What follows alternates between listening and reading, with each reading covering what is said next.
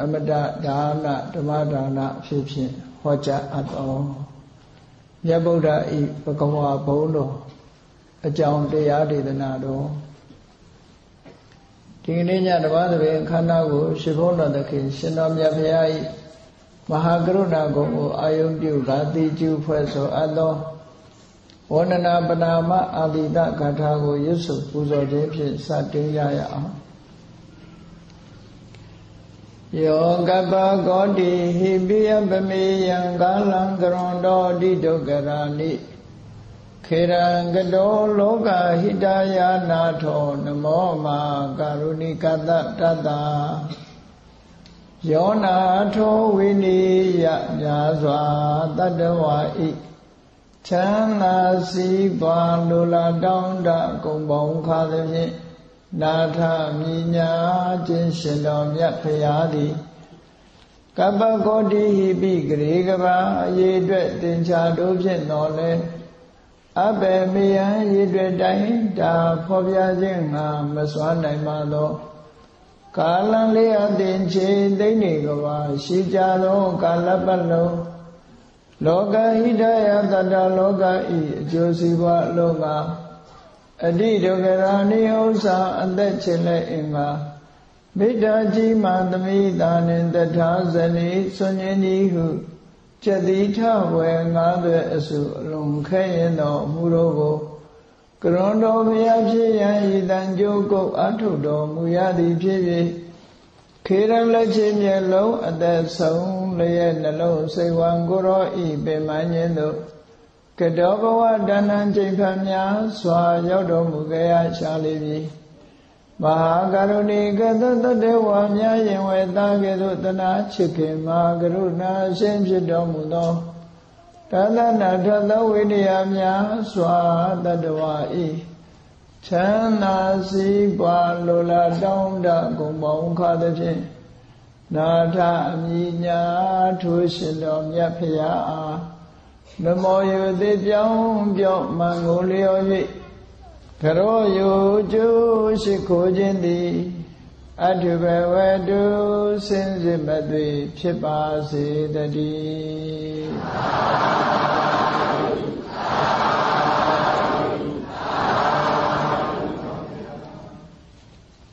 မြတ်ဗုဒ္ဓဤ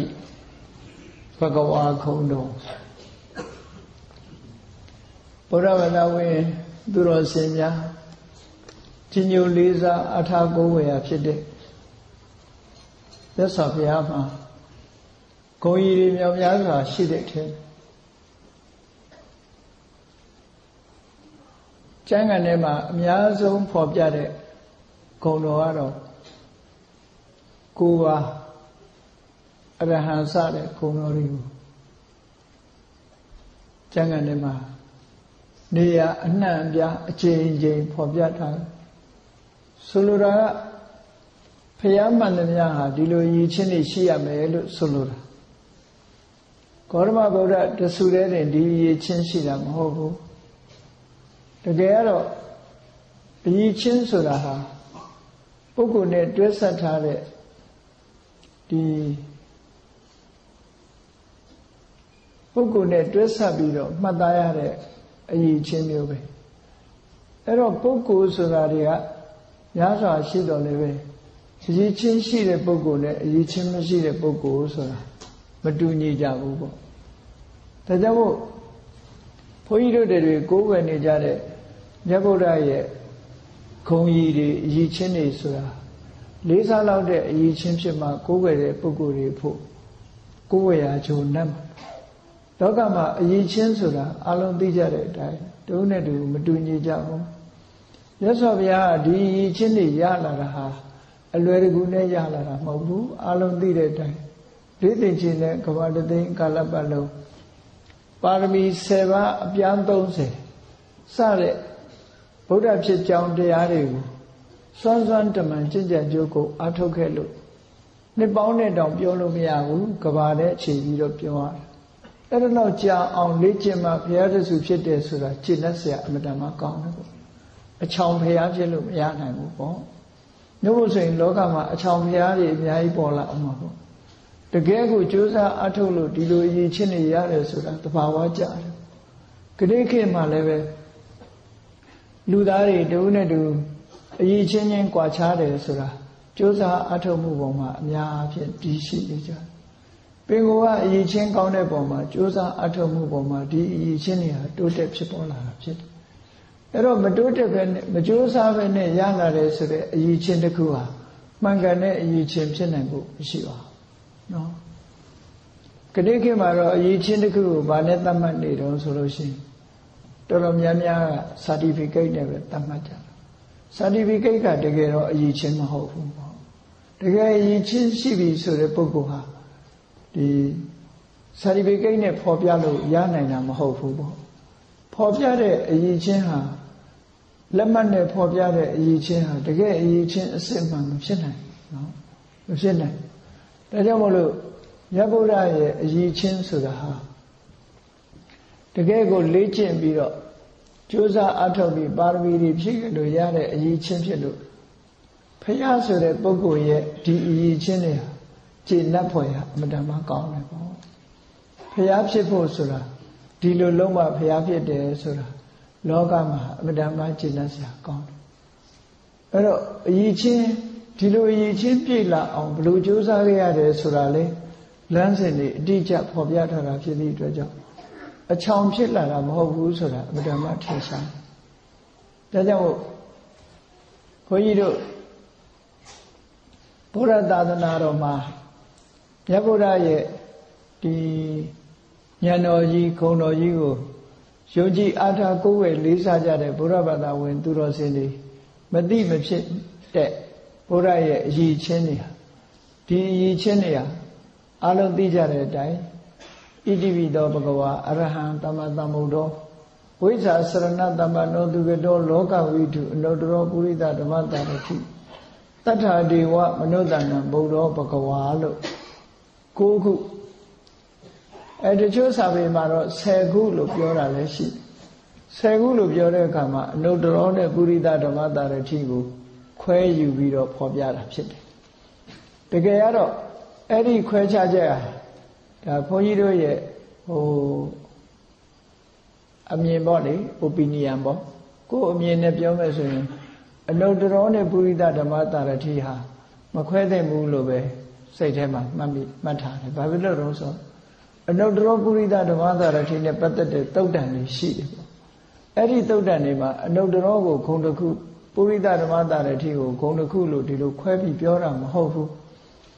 အကယ်၍ပုရိသဓမ္မတာတိတင်ခုံလို့ပြောပြီးအနုတ္တရကဂုဏ်တစ်ခုလို့ယူမယ်ဆိုလို့ရှိရင်ဆုံးမပုရိသဓမ္မတာတိဆိုတာဆုံးမထိုက်သူကိုဆုံးမတတ်တယ်ဆိုတဲ့ဒီအတိတ်ပဲလောက်ပဲရတယ်အနုတ္တရမပါလို့ရှိရင်အဲ့တော့အနုတ္တရောပုရိသဓမ္မတာတိလို့ပြည့်ပြည့်စုံစုံဆိုလိုက်ရင်တော့ဆုံးမတိုက်တဲ့ပုဂ္ဂိုလ်တွေကိုဆုံးမတဲ့နေရာမှာသူ့တဲ့တာလွန်တဲ့ပုဂ္ဂိုလ်မရှိဘူးဟောအမြတ်ဆုံးပုဂ္ဂိုလ်လို့ဆိုတဲ့အဓိပ္ပာယ်ရတယ်ပေါ့ဒီခွဲခြားချက်ဟာလည်းတာမန်ပုဂ္ဂိုလ်ရဲ့ခွဲခြားချက်တော့မဟုတ်ဘူးအထက်ကရာရေးသားခဲ့တဲ့ရှင်မဘုရောဂသကိုယ်တိုင်ခွဲပြီးတော့ဂုဏ်တော်10ပါးဆိုပြီးတော့ပြောခဲ့တာရှိတယ်ပေါ့နော်ဘယ်လိုပဲဆိုရှင်မဘုရောဂသတဲ့ပို့ပြီးတော့စွမ်းအားရှိတာပါတော့ဆိုရင်ပိဋကသုံးပုံကပါဠိတော်တွေဟာမြတ်စွာဘုရားကိုယ်တိုင်ဟောခဲ့တဲ့ဒေသနာတော်ကပို့ပြီးတော့စွမ်းအားရှိတယ်။ refer လုပ်မယ်ဆိုရင်မြတ်စွာဘုရားဟောကြားတဲ့တရားတော်ကပို့ပြီးတော့ခိုင်မာတယ်လို့ဒီလိုပြော။မြတ်စွာဘုရားကေတိတုတ်တံမှာဟောထားတဲ့အခါမှာအနုတ္တရောပုရိသဓမ္မတာတိကိုတပေါင်းနဲ့ပြထားတယ်ပေါ့အဲ့ဒီတုတ်တံ။အဲ့ဒါကြောင့်မို့လို့ခွဲခြားပြီးပြောတာတနည်းအားဖြင့်ပြောနိုင်တော့လည်းပဲဒီအနုတ္တရောနဲ့ပုရိသဓမ္မတာတိပေါင်းပြီးဂုဏ်တော်9ပါးလို့ပြောတာဟာပို့ပြီးတော့ပိဋကတ်တော်နဲ့ပို့ပြီးတော့ကိုက်နေတယ်လို့ဆိုနိုင်စရာရှိတယ်ပေါ့သို့တော်လည်းအထက်ကရာဆရာကြီးကဘာလို့ခွဲပြောရတာတော့ဆိုတော့ထူးမြတ်တယ်ဆိုတဲ့ဂုဏ်အရေးချင်းတစ်ခုကိုတီးသန့်ထုတ်လုပ်ပြီးတော့ကြီးညိုလေးစားလို့ပြောတာဖြစ်သည့်အတွက်ကြောင့်အထက်ကရာဆရာကိုလည်းပြစ်တင်စရာတော့မရှိပါဘူးကြီးညိုလေးစားမှုကိုအကြောင်းပြုပြီးတော့ပြောတယ်လို့ဆိုလို့ရတယ်ပေါ့ကောင်းပြီဣတိပိသောဘဂဝါဆိုတဲ့မြ မြတ်စွာဘုရားရဲ့ဂုဏ်တော်တွေကိုဗုဒ္ဓဘာသာဝင်သူတော်စင်တွေဟာငယ်ငယ်လေးတည်းက oral tradition အနေနဲ့မိဘတွေကနှုတ်တိုက်ချပေးလို့ရရှိနေကြတာဖြစ်တယ်ပေါ့အတိပ္ပယ်မသိတောင်မှပဲဣတိပိသောတော့ရွတ်တတ်နေကြတယ်ပေါ့နော်အဲ့ဒီမှာတတိထားရမယ့်ဟာလေးတစ်ခုကဘာလို့ဆိုဣတိပိသောဘဂဝါဆိုပြီးတော့ဘဂဝါဆိုတဲ့စကားလုံးတစ်ခုနောက်ဆုံးမှာ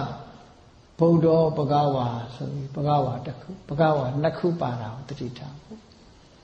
အဲ့ဒီနှစ်ခုကဘယ်လိုကွဲပြားခြားနားချက်ရှိတယ်လဲလို့ဆိုလို့ရှိရင်အစမှာပါတဲ့ဣတိပိသောဘဂဝါဆိုတဲ့ဟာကမြတ်စွာဘုရားဆိုတဲ့ပုဂ္ဂိုလ်ကိုရည်ညွှန်းပြီးတော့ပြောတဲ့စကားဖြစ်လို့နော်အမည်နာမအနေနဲ့ပုဂ္ဂိုလ်ကိုပြောတာဖြစ်သောကြောင့်နာမဝါစကလို့ဆိုတာအမည်အနေနဲ့ပြောလိုက်တာအရေးချင်းကိုပြောတာမဟုတ်ဘူးသောဘဂဝါထိုမြတ်စွာဘုရားသည်ဆိုတာအရေးချင်းကိုပြောတာမဟုတ်ဘူးမြတ်စွာဘုရားရဲ့ဒီခုံနဲ့ဆက်နွယ်နေတဲ့အမည်နာမကိုဖော်ထုတ်ပြောဆိုခြင်းသာဖြစ်တယ်ပေါ့ဒီဘဂဝါဆိုတဲ့စကားလုံးဟာခဏအိန္ဒိယနိုင်ငံကဒီထေဘောကြော်ကြားတဲ့ပုဂ္ဂိုလ်တွေတောင်မှပဲဒီစကားလုံးကိုတစ်ခါလေသုံးတာတွေ့ရတယ်နော်ဒီဥပနိရှတ်တို့ဘာလို့ကျမ်းနေမှာခုရေးထားတဲ့အလုံးသိလိုက်ပဲအမေရိကန်နိုင်ငံမှာဒီစာအုပ်တွေထုတ်ဝေလို့ဘုန်းကြီးတို့တောင်စာအုပ်တို့အရင်တော့ဖတ်ရှုဘူးလေပေါ့အဲ့ဒီမှာဥပနိရှတ်ဆိုတဲ့နာမည်နဲ့ရေးတယ်မှာရှရိမတ်ဘဂဝံဆိုတဲ့စာရေးဆရာနာမည်ကသူကဘဂဝံဆိုတဲ့နာမည်ကိုသုံးထားတယ်သူနော်အဲ့ဒီလိုဘဂဝါဆိုတာသူတို့စီမှာတော့လေးစားရတဲ့ပုဂ္ဂိုလ်တွေနာမည်ကြီးတဲ့ပုဂ္ဂိုလ်တွေကိုသုံးလို့ရှိတဲ့စကားလုံးတစ်ခုလို့ယူဆရမှာဖြစ်တယ်အဲ့တော့ဒီနေရာမှာဣတိပိသောဘဂဝါသောဘဂဝါဆိုတာမြတ်စွာဘုရားရဲ့အမည်နာမတော့ပုဂ္ဂိုလ်ကိုရည်ညွှန်းပြီးတော့ပြောတဲ့စကားလုံးလို့ဒီလိုမှတ်ရတယ်ဗုဒ္ဓဘဂဝါဆိုတဲ့နောက်ဆုံးဘဂဝါကြတော့အရည်ချင်းကိုဖော်ပြတာအဲ့ဒါကြတော့ဒါကြောင့်မို့ဘဂဝါလို့နှစ်ထပ်ပန်းနေခြင်းဟာတစ်ခုကပုဂ္ဂိုလ်ကိုရည်ညွှန်းတယ်တစ်ခုကအရည်ချင်းကိုရည်ညွှန်းတယ်လူနဲ့အရည်ချင်းပေါ့ဒီလိုဆိုလိုတာပေါ့နော်လူရဲ့တတ္တိရဲ့ဒီလိုခွဲပြောသလိုပဲပုဂ္ဂိုလ်ရဲ့ဂုံရဲ့အဲ့ဒါလိုခွဲပြောသလိုဒီနေရာမှာဘဂဝါကမြတ်စွာဘုရားဆိုတဲ့ပုဂ္ဂိုလ်ရည်ညွှန်းပြီးတော့နောက်တစ်ခါဘဂဝါကတော့အရည်ချင်းကိုဖော်ပြတယ်လို့ဒီလိုခွဲခြားသတ်မှတ်ပြီးတော့မှတ်သားကြအဲ့တော့ဒီနေ့ပြောမှာမြတ်ဗုဒ္ဓရဲ့ဘဂဝါဂုံတော်လို့ဆိုဒီမှာဗုဒ္ဓဘဂဝါလို့အဆုံးသတ်ထားတဲ့ဘဂဝါဂုံတော်ရဲ့အကြောင်းကိုပြောပြမှာဖြစ်တယ်ပေါ့နော်အဲ့ဒီဘဂဝါနဲ့ပတ်သက်ပြီးတော့ဒီစကားလုံးလေးဖြစ်ပေါ်လာပုံကိုအဓိပ္ပာယ်တွေမျိုးအများကြီးပဲဖွင့်ဆိုထားတယ်သို့တော်ဒီကနေ့တော့အဲ့လိုအများကြီးဖွင့်ထားတဲ့အတိုင်းအကုန်လုံးမပြောဘဲနဲ့အရေးကြီးတဲ့ဒီအထက်ကရာမှာအဓိကထားဖွင့်တဲ့အဖွင့်ကလေးလောက်ပဲဘုန်းကြီးတို့မှတ်သားနိုင်ယူကြဖို့ပေါ့။ဘာဖြစ်လို့လဲဆိုရင်မြတ်စွာဘုရားရဲ့အရည်ချင်းတွေဟာဘယ်လိုအရည်ချင်းတွေလဲအရဟံဆိုတာကဘယ်လိုအရည်ချင်းလဲသမ္မာသမ္ဗုဒ္ဓကဘယ်လိုအရည်ချင်းလဲဆိုတာဘုရားဘာသာဝင်သူတော်စင်တွေဟာသိတဲ့သိလိုက်တယ်ပေါ့အလေးနဲ့ထားပြီးတော့သိကြဘုရားနုတ္တိဘာဝနာပွားများအထောက်ပြီးဆိုတဲ့အခါမှာဒီအရည်ချင်းကိုပဲအာရုံပြုကြရတာဖြစ်တယ်အဲ့ဒီအရည်ချင်းကိုလေးလေးနက်နက်နားလည်ပြီးတော့ဒီအရည်ချင်းကိုသိရှိသဘောပေါက်မှသာလေဘုရားနုတ္တိခုံတော်ရဲ့စွမ်းအားတွေဟာပို့ပြီးတော့မြင်မာလာဒီဒါကြောင့်မို့ဘုရားနုတ္တိဆိုတာမြတ်စွာဘုရားဟာဒီအရည်ချင်းတွေနဲ့တကယ်ရှိသည့်အတွက်ကြောင့်ကမ္မထံဘာဝနာအနေနဲ့အာရုံပြုလို့ရတကယ်အရည်ချင်းမရှိတဲ့ပုဂ္ဂိုလ်တယောက်ရဲ့အရည်ချင်းလောက်ကြံထားတဲ့အရည်ချင်းတစ်ခုကိုသွားပြီးတော့အာရုံပြုမယ်ဆိုရင်အကျိုးဖြစ်ထွန်းမှုမရှိနိုင်တကယ်အကျိုးအရည်ချင်းရှိတဲ့ပုဂ္ဂိုလ်တကယ်အရည်ချင်းရှိတယ်ဆိုမှလွဲမှားမှုမရှိဘဲနဲ့အကျိုးဆိုတာဖြစ်ထွန်းလာနိုင်တာပေါ့ဒါကြောင့်မို့မြတ်စွာဘုရားဟာဒီအရည်ချင်းတွေရှိတယ်ဆိုတာသိရှိထားတကယ်လဲစစ်မှန်တဲ့အရည်ချင်းရှိတာဖြစ်သောကြောင့်မြတ်ဗုဒ္ဓရဲ့အရည်ချင်းတွေကိုခုံရည်တွေကိုအာရုံပြုပြီးတော့မိမိရဲ့စိတ်နှလုံးဟာတည်ငြိမ်စွာထားနိုင်မယ်ဆိုလို့ရှိရင်ကြီးမားတဲ့ကုသိုလ်တရားဖြစ်ပွားနိုင်တယ်လို့ဒီလိုဆိုတာအဲ့တော့ဘုရားရဲ့ဂုဏ်တွေကိုအာရုံပြုတဲ့နေရာမှာရည်ရွယ်ချက်နှစ်ခုရှိတယ်ရည်ရွယ်ချက်နှစ်ခုရှိတယ်တစ်ခုကဘာအတွက်လဲလို့ဆိုလို့ရှိရင်စိတ်ကြည်နူးမှုအတွက် လောကဟာလူတွေမှာစိတ်ကြည်နူးနေပြီဆိုလို့ရှိရင်ထိုကြည်နူးတဲ့စိတ်ကိုဒီအင်အားတရအနေနဲ့အသုံးပြုပြီးတော့အသိဉာဏ်ဖွံ့ဖြိုးအောင်လုပ်လို့ရတယ်စိတ်ညစ်နေတဲ့ပုဂ္ဂိုလ်တရားကိုဘယ်လိုလုပ်မှအသိဉာဏ်မဖြစ်နိုင်ဘူးလေအဲ့တော့မြတ်စွာဘုရားရဲ့ဂုဏ်ကိုအာရုံပြုလိုက်လို့စိတ်တွေဟာကြည်နူးလာတယ်ဆိုရင်သူ့ရဲ့ခေါင်းထဲမှာလည်းအကြံကောင်းဉာဏ်ကောင်းတွေဖြစ်ပေါ်လာနိုင်တယ်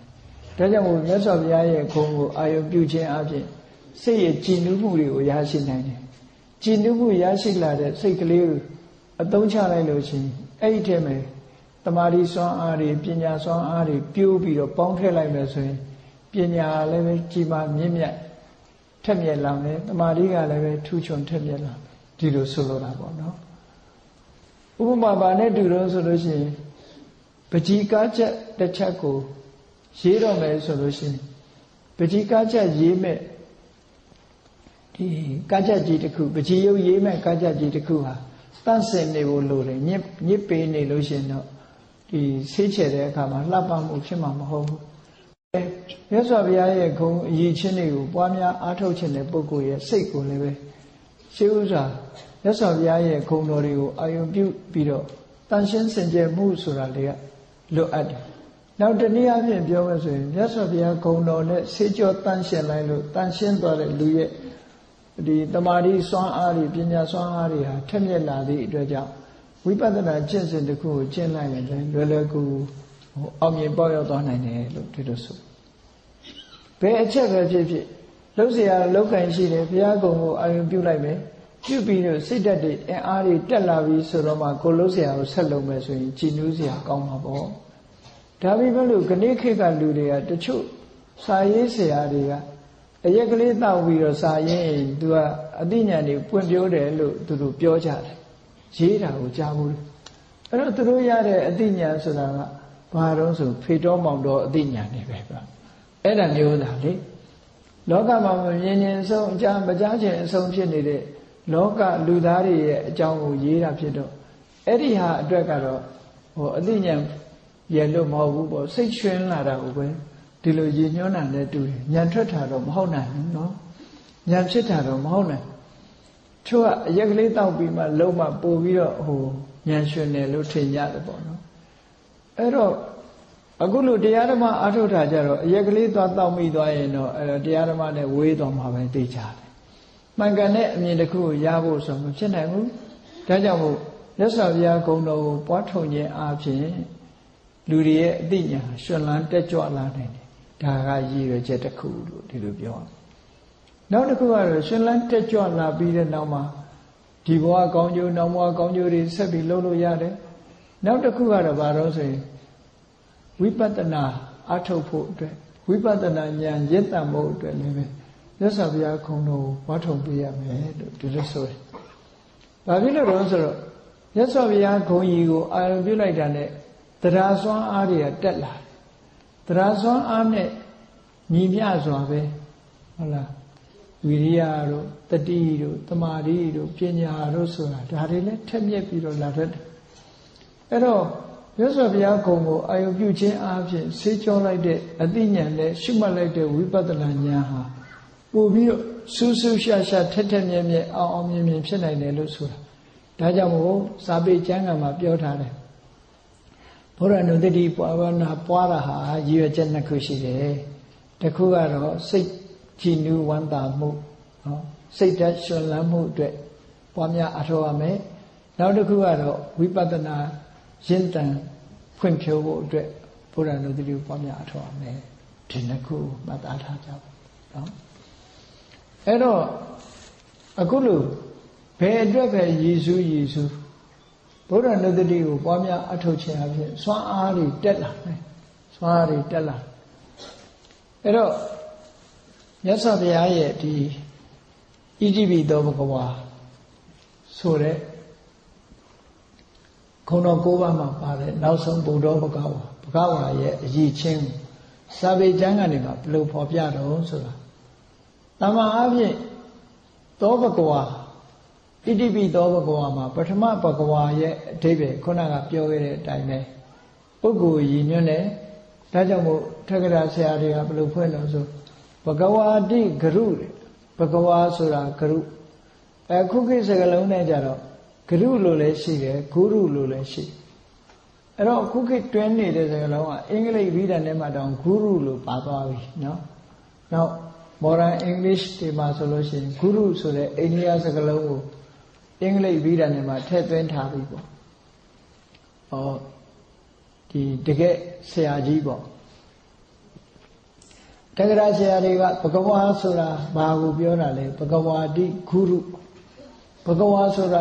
လောကလူသားတွေအားလုံးကလေးဆရာတဲ့တကယ်လေးအလေးပြုအပ်တဲ့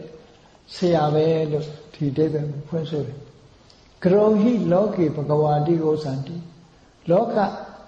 လူတွေရဲ့အသုံးအနှုန်းမှာတကယ်အလေးပြုအပ်တဲ့ပုဂ္ဂိုလ်ကိုဂုရုအိန္ဒိယနိုင်ငံမှာဆိုရင်ဂုရုကြီးနဲ့ခေါ်ကြတာလေလေးစားရတဲ့ပုဂ္ဂိုလ်ဂုရုကြီးလို့ခေါ်ကြီးကဗမာကြီးတော့မဟုတ်ဘူးအိန္ဒိယကြီးဆိုတာကြီးအိုင်နဲ့ရေးတဲ့ကြီးနော်သို့တော့ဗမာတွေကတော့ဂုရုကြီးတို့ဆရာတော်ကြီးတို့ဆိုတဲ့ကြီးကဗမာကတော့ကာကြီးရရင်ကြီးလုံးကြီးတင်ဆံကကြီးတဲ့အကြီးဖြစ်နေတယ်နော်အဲ့တော့အိန္ဒိယကြီးဆိုတာလေးစားအပ်တဲ့ပုဂ္ဂိုလ်အနေနဲ့ခေါ်တာဆရာဆိုတဲ့အဓိပ္ပာယ်ရတယ်ထမရဲ့သူတို့ကပြောလို့ရှိရင်ကြီးနဲ့ပြောလို့ရှိတယ်စာဆိုတဲ့စကားလုံးအစားဂန္ဒီကြီးတို့လည်းခေါ်ကြတာရှိတယ်လေအဲ့တော့ဗမာလိုကြီးမဟုတ်ဘူးသူတို့က GI ကြီးဂန္ဒီကြီးဂုရုကြီးဆိုတာအဲ့ဒီအလားတဲ့ကြီးနော်ဗမာကြီးနဲ့မတူဘူးလို့မှတ်ထားတယ်နိုးဆိုစကားလုံးကြီးကရောနေတော့ဟုတ်ဒီဟာပဲအောင်းမိတ်နေတတ်တယ်အိန္ဒိယသွားလို့ရှိရင်အသက်အရွယ်ကြီးတဲ့ဘုန်းကြီးတွေဆိုရင်ဗန္ဒေကြီးလို့ခေါ်တယ်လေအဲ့ဒီကြီးကအခုလိုလေးစားအပ်တဲ့စကားလုံးအနေနဲ့ခေါ်တာနော်အသက်အရွယ်ကြီးတဲ့အဖိုးကြီးကြတော့အဲ့ဒါအသက်ကြီးလို့ခေါ်တာဖိုးကြီးအဲ့ဒီကြီးမဟုတ်ဘူးလို့မှတ်ထားပါဟုတ်ပြီအဲ့ဒီမှာဘဂဝါတိဂရောဟိလောကေဘဂဝါတိဟောစန္တိလောကမှာလေးစားအပ်တဲ့ပုဂ္ဂိုလ်ကိုဘဂဝါလို့ဒီလိုခေါ်လေးရှိကြပါတယ်လို့ထေရဆရာဖွင့်ပြထားတယ်အဲ့တော့မြတ်စွာဘုရားကိုဘဂဝါဆိုတဲ့စကားလုံးကိုအင်္ဂလိပ်လိုပြန်တဲ့အခါကျတော့တော်တော်များများဘာသာပြန်တဲ့ပုဂ္ဂိုလ်တွေကဘယ်လိုပြန်လို့ဆို the blessed one လို့ဒီလိုဘာသာပြန်တယ် blessed ဆိုတာ blessing ပေးအပ်တဲ့ဆိုတဲ့အဓိပ္ပာယ်မျိုးရပုံရအဲ့တော့မြတ်စွာဘုရားကဘယ်သူမှသူ့ကို blessing ပေးထားတာလည်းမရှိဘူးပုဂ္ဂိုလ်အနေနဲ့ blessing ပေးတာမရှိဘူးရည်ရွယ်မယ်ဆိုရင်ကိုလုပ်ခဲ့တဲ့ကုသိုလ်ကောင်းမှုတွေကကိုယ့်ကို blessing ပေးတယ်ဆိုရင်တော့အဓိပ္ပာယ်ရှိတယ်ပေါ့နော်ခုနလိုဖရာတဲ့ကြီးတဲ့ထာဝရဘုရားကြီးကနေ blessing ပေးတယ်ဆိုရင်တော့ဒါအဓိပ္ပာယ်မရှိဘူးမြတ်စွာဘုရားကြီးတဲ့ဖရာလက်ခင်ဆောင်မရှိဘူးနော်အဲ့တော့လောကမှာလွဲမှားစရာတွေအများကြီးရှိတယ်ပေါ့ဒါကြောင့်မလို့ဘဂဝါဆိုတဲ့စကားလုံးကိုဘုရားဘာသာအဖွင့်ဆိုချက်တွေနဲ့ညီအောင်အင်္ဂလိပ်လိုဘာသာပြန်ရင် the great teacher လို့ပဲပြန်သင့်တယ်ပေါ့နော် the great guru ကြီးပေါ့ဂုရုကြီးလို့ပဲပြန်သင့်တယ်ပေါ့တကယ်လေးစားတဲ့ဆရာသမားကြီးဒါကြောင့်မို့လောကမှာလေးစားအပ်တဲ့ပုဂ္ဂိုလ်တွေကိုဒါလဲဘဂဝါလို့ခေါ်တယ်လို့ဒီလိုဆိုခဲ့တာနော်ဒီလိုဆိုခဲ့တော့စာပေကျမ်းကမှာဘယ်လိုပြောတော့ဆိုထေရဆရာကအတိတ်ပဲဖွင့်ဆိုရင်ပြောတာဒီဘဂဝါဆိုတဲ့စကားလုံးဟာတဲ့ခုနဝိသိဋ္ဌသဗ္ဗတတ္တုတ္တမဂရုကာရဝအဓိဝဆနမေတ္တံဘဂဝါဆိုတဲ့စကားလုံးဟာဒီခုနဝိသိဋ္ဌအရေးချင်းကအလုံးကိုထူးခြားတယ်တာမန်ပုဂ္ဂိုလ်တွေမမီတဲ့အရေးချင်းမျိုးရှိတဲ့ပုဂ္ဂိုလ်မျိုးဖြစ်သဗ္ဗတတ္တုတ္တမတရဝအားလုံးနဲ့မြင့်မြတ်တဲ့ပုဂ္ဂိုလ်ဖြစ်အဲ့ဒီအရေးချင်းတွေကအလွန်ထူးခြားပြီးတော့အရေးချင်းတွေထူးခြားသောကြောင့်တရဝအားလုံးနဲ့မြတ်တယ်တခြားကြောင့်မြတ်တာမဟုတ်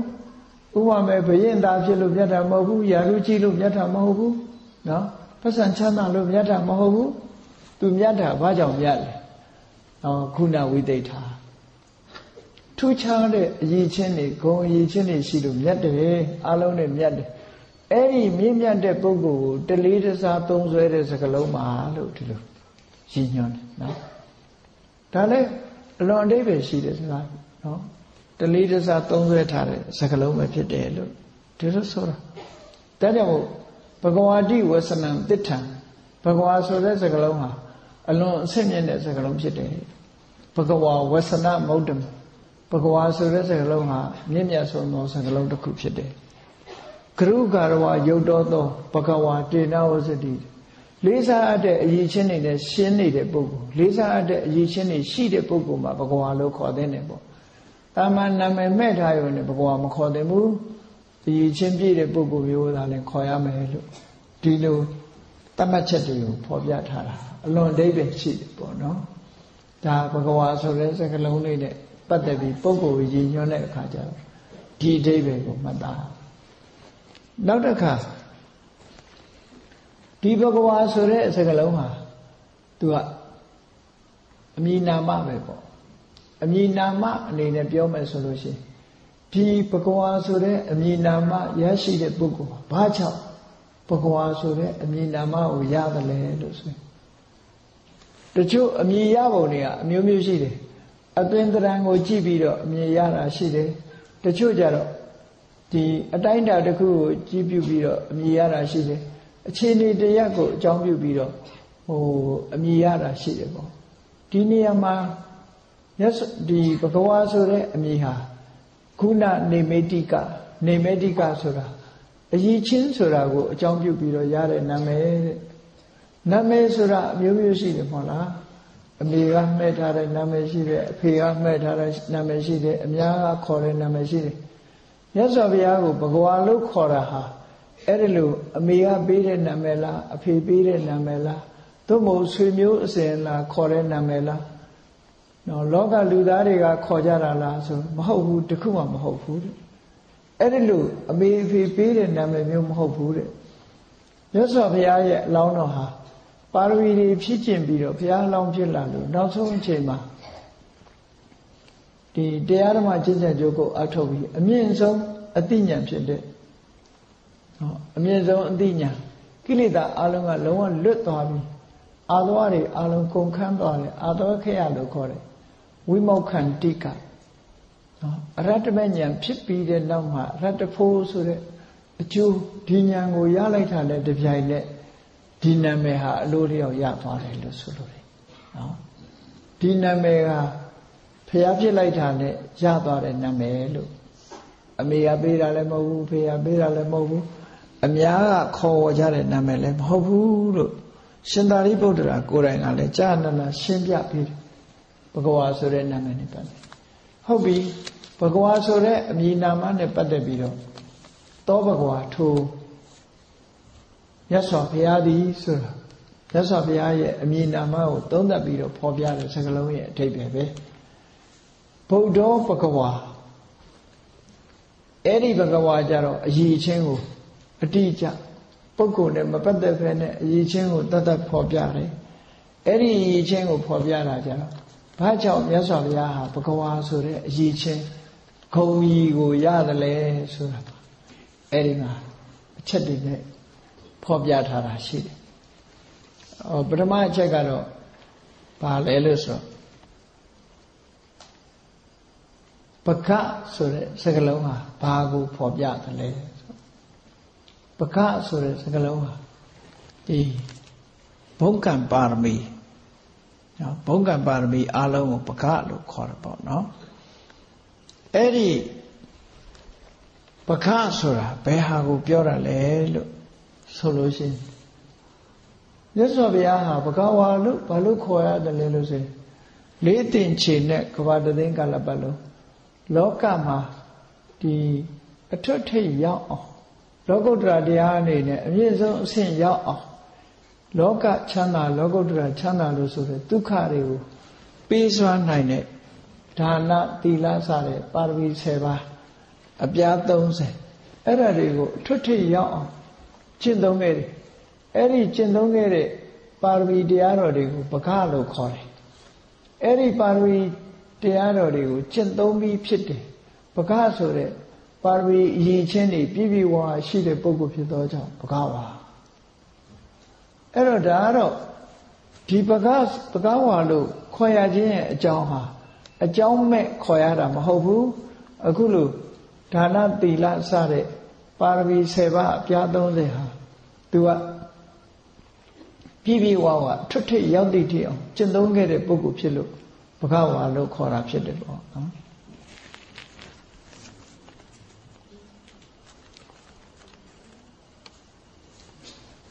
အဲ့ဒါကြောင့်မို့လို့ဒီနံပါတ်1အဓိပ္ပာယ်ကိုအဲ့ဒါလိုမှတ်ရလောကီလောကုတ္တရာချမ်းသာဒုက္ခအားလုံးကိုပေးစွမ်းနိုင်တဲ့အထွတ်ထိပ်ရောက်အောင်ကုသိုလ်တရားကိုစီကူအားထုတ်ခဲ့လို့ဘဂဝါလို့ခေါ်တယ်ဒီအဓိပ္ပာယ်ကိုယူပါနော်ထွတ်ထိပ်ရောက်အားထုတ်ခဲ့သည့်အတွက်ကြောင့်ဘဂဝါလို့ခေါ်တယ်နောက်တစ်ခုကျတော့ဘက္ခဝါဆိုတဲ့စကားလုံးနဲ့အဓိပ္ပာယ်ထူယူထားပြီးတော့ဘက္ခဝါဆိုတာဒီလိုအထွတ်ထိပ်ရောက်တာဟာကောင်းတာတစ်ခုတည်းနဲ့အထွတ်ထိပ်ရောက်နိုင်တာမဟုတ်ဘူးမကောင်းတာတွေအလုံးကိုလည်းဖယ်ရှားပြီးတဲ့ဖြစ်ရတယ်လောကမှာအဆိုးနဲ့အကောင်းဆိုတာဒွန်တွဲနေတယ်လေဒွန်တွဲနေတော့အဆိုးတွေကိုဘယ်လောက်ထိအောင်ဖယ်ရှားပြစ်နိုင်တယ်လဲဆိုတဲ့မူပေါ်မှာလဲမူတည်တယ်လောကမှာအကောင်းဆိုဒီမှာအဆိုးတွေကင်းတဲ့အကောင်းမှာအကောင်းလို့ခေါ်လို့ရမှာပေါ့အဲ့တော့အဆိုးတွေနဲ့ရောနေလို့ရှိရင်အကောင်းလို့ခေါ်ဖို့မရနိုင်ဘူးဒါကြောင့်မြတ်စွာဘုရားဟာကိလေသာဆိုတဲ့စိတ်ရဲ့အငြိအကျေးတွေအဆိုးတရားတွေအလုံးကိုဖယ်ရှားပြီးဖြစ်နေတယ်ပေါ့အဲ့ဒီအဆိုးတရားတွေအလုံးကိုချိုးဖျက်ဖယ်ရှားပြီးဖြစ်သောကြောင့်လေဘဂဝါလို့ခေါ်တယ်ဒါအဆိုးဘက်ကကြည့်တာနော်အဆိုးဘက်ကကြည့်တာနောက်တစ်ခုပြောမယ်ဆိုရင်အဲ့ဒီအဆိုးထဲမှာလောကမှာဖယ်ရှားဖို့ရခက်ခဲတဲ့မာရလို့ဆိုတဲ့လူကိုဒုက္ခပေးနိုင်တဲ့မန်၅ပါးပေါ့နော်မာရဆိုတာမနတ်တစ်ခုတည်းကိုပြောတာမဟုတ်မနတ်တစ်ခုမနတ်အပါဝင်အလုံးကြားဦးကြလိမ့်မယ်မန်၅ပါးကိုအောင်တော်မူတယ်ဆိုအဲ့ဒီမန်ကမာရဆိုတဲ့မန်အဲ့ဒီမာရဆိုတဲ့မန်၅ပါးကိုပယ်တယ်လို့ဆိုတာဘယ်ဟာလဲလို့ဆိုလူတွေရဲ့စိတ်အစဉ်ထဲမှာစိတ်ကိုလည်းပူလောင်စေတယ်စိတ်ကိုလည်းညှဉ်းနှွမ်းအောင်လုပ်တယ်စိတ်ကိုဒုက္ခပေးနေတာစိတ်မဟုတ်ဘူးစိတ်ကိုဒုက္ခပေးနေတာဟာတွေကိလေသာတွေသာဖြစ်တယ်နော်လူတွေကပြောကြတယ်စိတ်ညစ်တယ်စိတ်ညစ်တယ်ဆိုစိတ်ကတော့ညစ်တာမဟုတ်ဘူးစိတ်ထဲမှာအညစ်တွေရှိနေတာကိုဆိုလိုတယ်အဲ့တော့စိတ်ညစ်တာနဲ့စိတ်နဲ့အညစ်ကိုခွဲထုတ်လိုက်အဝတ်ကြီးကပေးနေတယ်လို့ပြောရင်အဝတ်နဲ့ပေးတာနဲ့ခွဲထုတ်လို့ရတယ်မဟုတ်လားနော်ကိုဝတ်ထားတဲ့အဝတ်စားတစ်ခုသို့မဟုတ်ကိုယ်ခန္ဓာကိုယ်မှာပေးရနေတယ်ညစ်ပေနေတယ်ဆိုလို့ရှိရင်ခန္ဓာကိုယ်နဲ့ညစ်ပေနေတဲ့ဟာခွဲလို့ရတယ်လေထို့တူပဲစိတ်ညစ်တယ်ဆိုတဲ့နေရာမှာ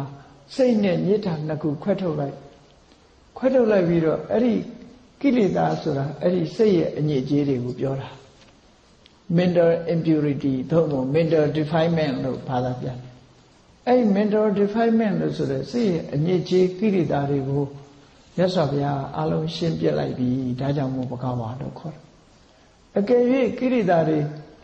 ရှင်းပြတာကျမ်းနေသေးတယ်ဆိုရင်ဘဂဝါလို့ခေါ်နိုင်ဘူးဒါဖြင့်မေးရရှိတယ်ရှင်သာရိပုတ္တရာစတဲ့ယဟန္တာတွေတို့ပိစိကဗုဒ္ဓတွေတို့ရောဘဂဝါလို့ခေါ်နိုင်သလားလို့ဆိုတော့သူတို့ကတော့ရှင်းတော့ရှင်းတယ်ဒါပေမဲ့မကုန်ဘူးဆိုဒီမှာတတ္တိကြံရစ်တယ်ဝါဒနာကြံနော်ကိရိတာအနေနဲ့ကုံအောင်ရှင်းတော့လေကိရိတာရဲ့အငွေ့အသက်ကလေးတွေကျန်နေသေးတယ်ယန္တာတွေမှာယန္တာပုဂ္ဂိုလ်တွေမှာကိရိတာရဲ့အငွေ့အသက်ကလေးတွေကျန်နေသည့်အတွက်ကြောင့်သူတို့ဘဂဝါလို့ခေါ်လို့မရဘူးမြတ်စွာဘုရားကကိရိတာတွေကိုပယ်တယ်ဆိုတာအငွေ့အသက်ပါမကြံအောင်လုံးဝရှင်းတာအဲ့တော့ရှင်းနေခြင်းနဲ့မတူဘူးလို့ဒီလိုမှတ်သားနော်မြတ်စွာဘုရားရဲ့အရဟတမေကကိလေသာကိုဖယ်ရှားတဲ့အခါမှာအငွေ့အသက်ပါမကြံအောင်ဖယ်ရှားတယ်ဝါဒနာဆိုတာအငွေ့အသက်ဘီယာပလင်းတစ်ခုဘီယာထည့်ထားတဲ့ပလင်းဘီယာတွေကုန်လိုက်ပြီမဲ့လို့ဘာကြံနေရလဲအနှံ့ကြံနေတာပေါ့အဲ့ဒါလိုပဲယဟနာပုဂ္ဂိုလ်တွေမှာကိလေသာကိုဖယ်လိုက်တဲ့အခါဘာကြံနေသေးတယ်ဆိုကိလေသာရဲ့အငွေ့အသက်လေးတွေကြံနေသေးတယ်ဒီလိုဆိုလို့တယ်နော်အဲ့တော့မြတ်စွာဘုရားကျတော့အဲ့ဒီလိုအငွေ့သက်ထီအောင်မကြံတော့ဘူးအနံ့ကိုလုံးဝမကြံတော့လောက်အောင်ရှင်းပြလို့မြတ်စွာဘုရားသည်ကိလေသာကိုဖယ်ရှားတဲ့နေရာမှာတခြားပုဂ္ဂိုလ်တွေထူးချွန်တယ်လို့ဒီလိုပြောမှာဒါကြောင့်မို့ဘဂဝါလို့ခေါ်လိုက်တယ်လို့ဒီလိုပြောတာအဲ့ဒါကိလေသာဆိုတာမာရတစ်ခုပဲဖြည့်ဆည်းတယ်ခုံရည်ချင်းတွေကိုဖြည့်ဆည်းပြတတ်တယ်ဒါကြောင့်မို့မာရဟောနောက်တစ်ခုကဘာလို့ဆိုရင်ခန္ဓာခန္ဓာ၅ပါးလည်းမာရပဲခန္ဓာ၅ပါးကျတော့ဘာကြောင့်မာရခေါ်လို့ဆိုရင်တ တရားဝါတွေကိုတတ်တတ်တာသူများကလာတတ်တာမဟုတ်ဘူးခန္ဓာ၅ပါးကတတ်တာနော်ဒါကြောင့်မို့မြတ်စွာဘုရားကတို့တွေရထားတဲ့ရုပ်တွေနဲ့ဝေဒနာတွေသင်ညာတွေသင်္ခါရတွေဟာမာရတွေပဲဘာကြောင့်လဲဆိုရင်သူကနေပြီးတော့တတ်သွားတယ်သူကသူရင်သိတာမဟုတ်ဘူးသူများကိုလည်းတတ်သွားတယ်ဥပမာပဲနှလုံးရက်သွားတယ်ဆိုရင်နှလုံးကသူရင်သိတာမဟုတ်ဘူးဉာဏ်တွေပါအကုန်ခေါ်သွားတာလေအကုန်သိသွားတာဒီလိုပေါ့တခုပျက်စီးသွားရင်ဉာဏ်တွေအကုန်ပျက်စီးလိုက်သွားတယ်ဒါကြောင့်မို့ဘုန်းကြီးတို့တွေရထားတဲ့ခန္ဓာ၅ပါးကိုလည်းမာရလို့ခေါ်တယ်အဲ့ဒီမာရဆိုတဲ့ခန္ဓာကိုလည်းပဲမြတ်စွာဘုရားဟာအကြောင်းတရားတွေကိုပယ်တတ်တဲ့နည်းအဖြစ်အကြောင်းတရားတွေကိုနောက်ထပ်ခန္ဓာဖြစ်စေမဲ့အကြောင်းတရားတွေကိုပယ်ခြင်းအဖြစ်ဒီခန္ဓာမာရဆိုတာကိုလည်းကျော်လွှားနိုင်ခဲ့တယ်ပယ်ဖြစ်နိုင်ခဲ့တယ်ဒါကြောင့်မို့မြတ်စွာဘုရားကိုဘဂဝါလို့ခေါ်တယ်ဒါလည်းအကြောင်းတစ်ခုပဲနော်နောက်တစ်ခုပြောမယ်ဆိုရင်အဘိသင်္ခါရအဘိသင်္ခါရဆိုတာဘဝကြီးတစ်ခုကိုတိဆောက်ပြီးတော့ဖန်ဆင်းနေတဲ့အရာကံတရားတွေအဲ့ဒီကံတရားတွေကိုလည်းမြတ်စွာဘုရားကိရိတာကိုရှင်းလိုက်ခြင်းအပြင်ကံတရားတွေကိုလည်းရှင်းပြီးသားဖြစ်သွားဒီကံတရားတွေကမြတ်စွာဘုရားတဏ္ဍာမှာအကျိုးပေးနိုင်စွာမရှိတော့ဘူးအားလုံးချုပ်ငြိမ်းသွားဒါကြောင့်မို့ကံတရားတွေဆက်နဲ့ဖြစ်ပြီးတော့ကံတရားတွေကအကျိုးပေးနေဦးမယ်ဆိုရင်အချိန်ချင်းဖန်ဖန်ထပ်ပြီးသိနေကြအောင်ပါပဲအဲ့ဒီသိခြင်းတရားကိုဖြစ်ပေါ်စေနိုင်တဲ့ဒီအဘိသင်္ခါရဆိုတဲ့ကံတရားတွေကိုလည်းပဲမြတ်စွာဘုရားနှိမ့်နှင်းဖြစ်စည်းပြီးသားဖြစ်သွားလို့ဘဂဝါလို့ဒီလိုခေါ်တယ်မန်၅ပါးတစ်ခုစီအဲ့လိုသွားတယ်နော်ကိရိတာမန်ခန္ဓာမန်အဘိသင်္ခါရမန်ဒေဝဗုဒ္ဓမန်ဆိုတာတော့ထားပါတော့ဒေဝဗုဒ္ဓမန်ဆိုတာသူ့ရဲ့ဝါဒနာအရသူတော်သူကောင်းဆိုလို့ရှိရင်နှောက်ရက်ပေးခြင်းနဲ့နတ်ဆိုးပေါ့နော်ခက်တာကဒီနတ်ဆိုးကဘုရားဘာသာတွေရှိတာမဟုတ်ဘူးဒီပြင်မှာလည်းနတ်ဆိုးကပါနေတယ်နော်စေတံဆိုတဲ့ဟာလေအဲ့တော့မြတ်စွာဘုရားမှာဒီနတ်ဆိုးကဘာဖြစ်လို့ရှိနေရလဲလောကမှာဘယ်သူပဲဖြစ်ဖြစ်ကောင်းတာလုပ်ပေမဲ့လို့စိတ်ထားမကောင်းတဲ့ပုဂ္ဂိုလ်တွေဆိုတာလောကမှာရှိတဲ့မြဲပဲနော်သူတော်ကောင်းတွေဆိုရင်ပို့ပြီးတော့နှောက်ယှက်တယ်အဲ့ဒီလိုလူထဲမှာလူဆိုးရှိတယ်လို့ပဲနတ်ထဲမှာလည်းနတ်ဆိုးဆိုတာရှိနတ်ဆိုးဟာဒီကောင်းအောင်နေတဲ့ပုဂ္ဂိုလ်တွေအတွက်နှောက်ယှက်တစ်ခုဖြစ်တာပဲလူဆိုးဟာလည်းလူတော်လူကောင်းတွေအတွက်နှောက်ယှက်တစ်ခုဖြစ်တာအဲ့ဒီသဘောလောက်ပဲထားပါနော်အဲ့ဒီမာရဆိုတာလေမြတ်စွာဘုရားကိုနှောက်ယှက်ရုံနှောက်ယှက်တာဒီမာရမြတ်စွာဘုရားဟာပြိဋိဘံဆံသွားတဲ့အခါကျဒီမာရဟာမြတ်စွာဘုရားကိုလိုက်ပြီးတော့နှောက်ယှက်နိုင်တဲ့အနေအထားမျိုးသူမရှိတော့ဘူးလမ်းစာပျောက်သွားပြီဒါကြောင့်မို့သူ့ကိုလည်းနိုင်လိုက်ပြီလို့ဒီလိုပြောလို့ရတယ်တနည်းအားဖြင့်သူမြတ်စွာဘုရား